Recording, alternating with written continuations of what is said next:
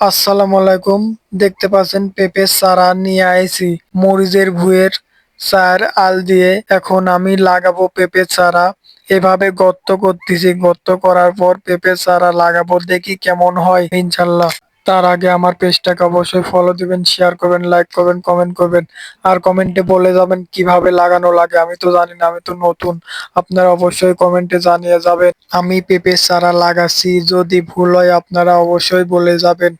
আমি ছোট থেকে কিভাবে যত্ন নেব পেঁপে চারায় অবশ্যই আপনারা বলে যাবেন, আমি তো জানি না।